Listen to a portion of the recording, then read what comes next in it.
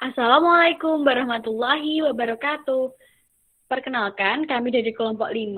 Kami akan membahas materi mengenai perbedaan akun Google biasa, akun belajar ID, akun Google for Education, dan contohnya. Yang pertama, kami akan memperkenalkan diri. Anggota kami yaitu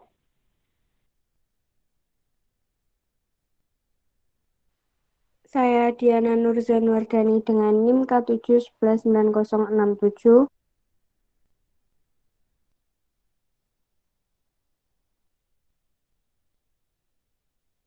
Saya Ganik Sitanus Utama, K71995. Kemudian saya sendiri, Hanifah Alia Azmira Roshid, NIM K71119.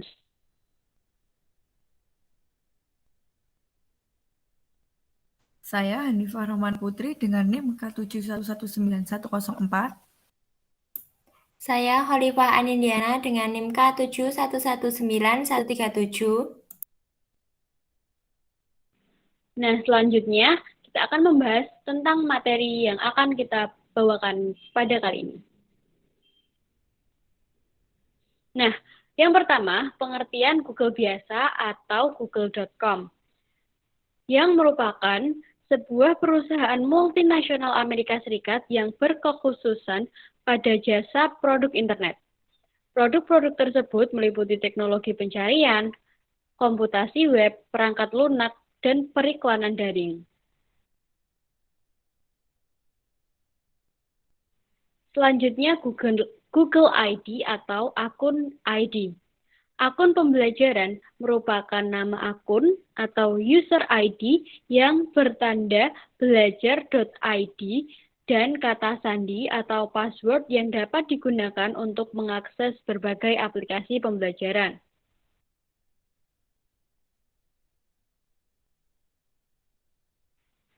Selanjutnya, Google for Education merupakan sebuah produk dari Google berupa seperangkat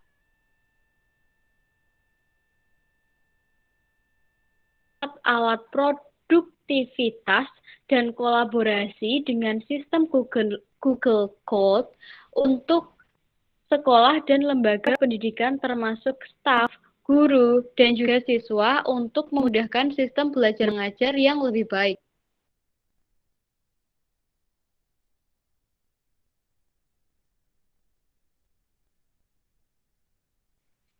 Selanjutnya, perbedaan google.com dan akun belajar.id. Yang pertama, akun pribadi tidak memiliki fitur chat dan grup chat jika akun G Suite memilikinya. Akun pembelajaran bisa import nilai. Ada kategori nilai, memiliki mode terkunci Chromebook, dan memiliki link Google Meet dan periksa keaslian. Yang ketiga, Google Form. Akun pembelajaran memiliki fitur mode terkunci di Chromebook. Dan yang terakhir, akun pembelajaran memiliki fitur rekam rapat, sehingga bisa merekam Meet kita. Jadi, kita tidak perlu aplikasi khusus untuk merekam Meet.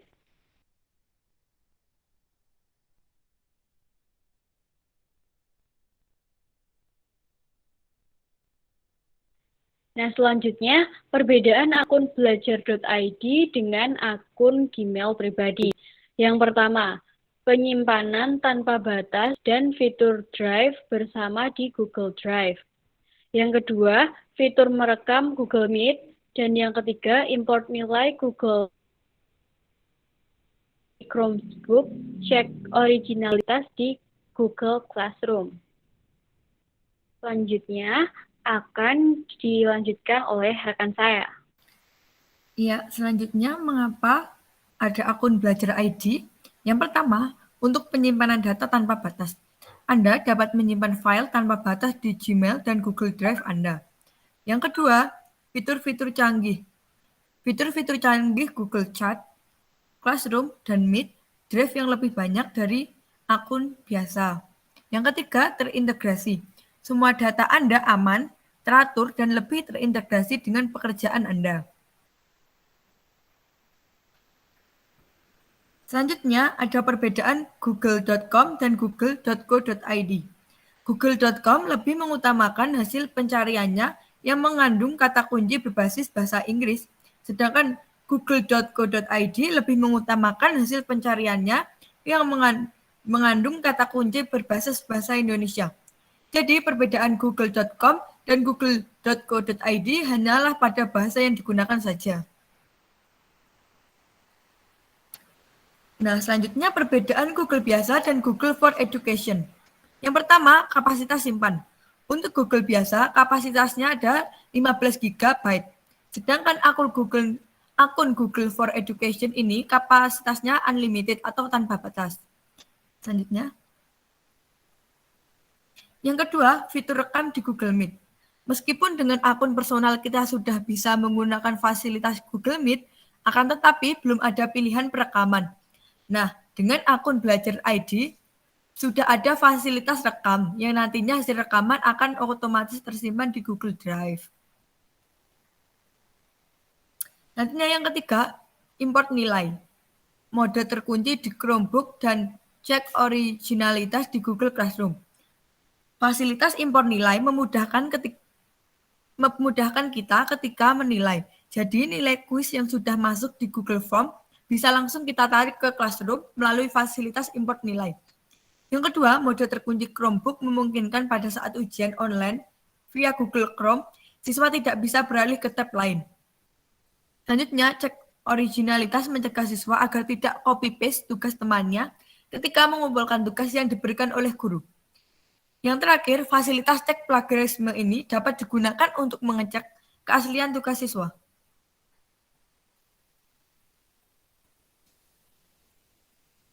Selanjutnya ada contoh Google. Yang pertama, ada Google Web atau Google Site. Google Site adalah aplikasi wiki terstruktur untuk membuat situs web pribadi maupun kelompok, untuk keperluan personal maupun korporat. Google Site disiapkan sebagai pengganti Google Page Creator.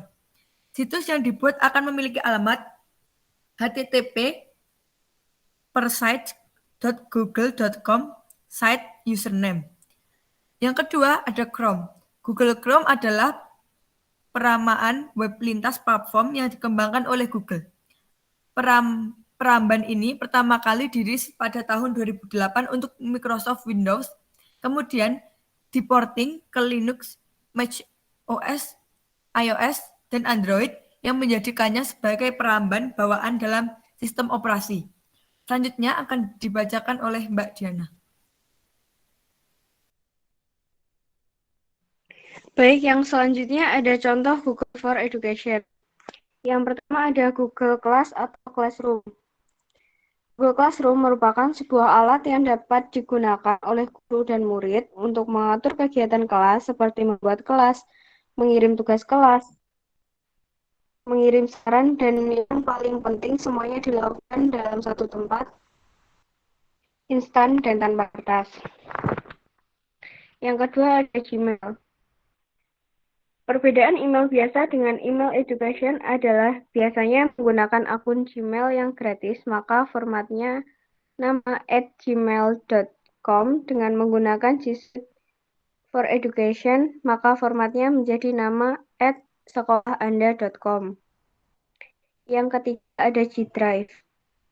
Google Drive adalah layanan penyimpanan data tersinkronisasi yang dikembangkan oleh Google. Diluncurkan pada tanggal 24 April 2012, Google Drive memungkinkan penggunanya untuk menyimpan data di server mereka, mensinkronisasi data di perangkat yang berbeda, dan saling berbagi berkas. Yang 4, kalender. Kalender yang disediakan bukan hanya untuk menunjukkan tanggal, bulan, dan tahun. Banyak sekali kemudahan yang dapat digunakan untuk menunjang pendidikan Anda, yaitu mengatur jadwal meeting Anda, lalu dengan mengundang peserta meeting, maka semua guru yang diundang akan menerima email undangan sehingga Anda tidak perlu lagi menghubungi satu persatu.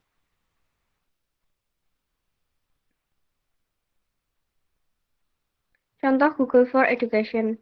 Yang kelima adalah Hangout. Hangout adalah fasilitas dari Google for Education untuk melakukan chat video call, atau video call secara grup. Yang keenam, ada Google Office, yaitu Google Docs, Spreadsheet, dan Slide. Yang membedakan Google Office dengan Google biasa adalah Google Office dapat dilakukan dengan berkolaborasi. Maksudnya, misal ada tugas sekolah yang dilakukan secara berkelompok, maka cukup buat satu file baru, lalu undang semua anggota kelompok, maka secara bersamaan mereka semua dapat langsung mengerjakan tugas tersebut. Yang ketujuh ada Google Site. Google Site digunakan untuk membuat website sekolah Anda. Anda dapat mengatur isi kontennya, menunya, dan desainnya dengan keinginan Anda sendiri. Yang kedelapan ada Google Vault. Google Vault berfungsi untuk mengarsipkan semua data Anda seperti email, G Drive, chat, dan lainnya sehingga Anda tidak perlu merasa khawatir jika Anda kehilangan data dan sebagainya karena Google Vault dapat menyimpan data Anda.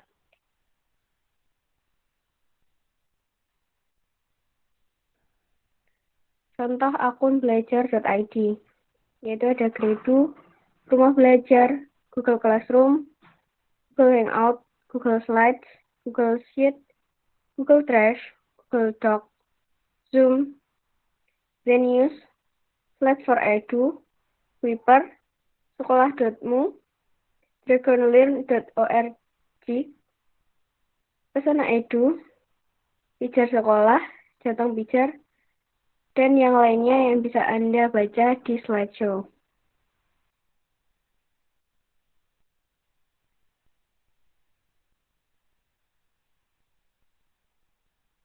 Yang selanjutnya ada kelebihan dan kekurangan Google biasa.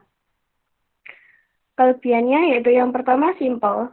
Tampilan Google sangat sederhana, tanpa iklan dan news, sehingga tidak membingungkan. Yang kedua, Google memudahkan pencarian menggunakan kata kunci yang relevan. Yang ketiga, Google mendukung web service. 4. Google melakukan pengindeksan suatu halaman website secara berkala. 5. Sekarang Google support terhadap pencarian berdasarkan lokasi pengunjung atau lokalis search. Contohnya, jika Anda ketikkan google.com di Indonesia, maka akan muncul ke google.co.id. 6. Sangat enteng dan cepat diakses.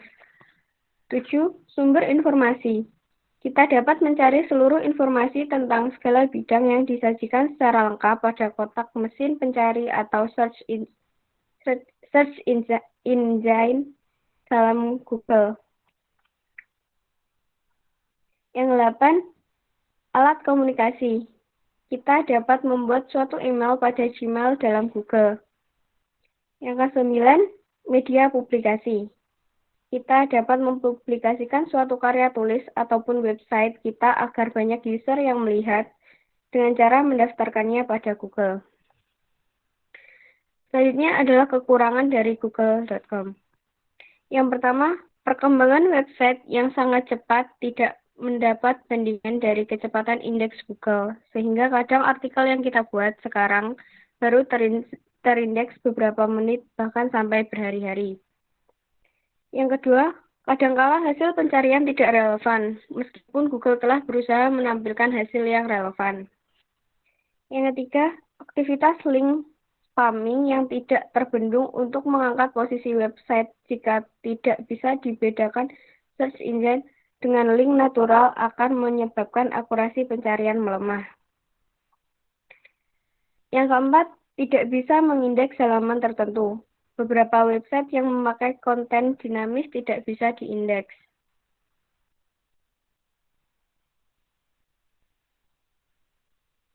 Kelebihan dan kekurangan Google for Education.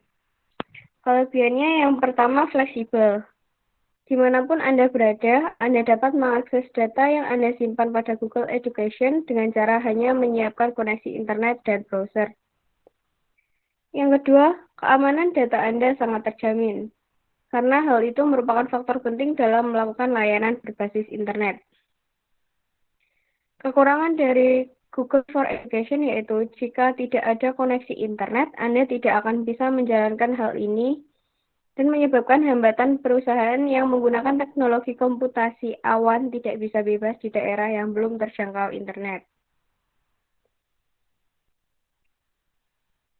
Selanjutnya, kelebihan dan kekurangan akun belajar.id.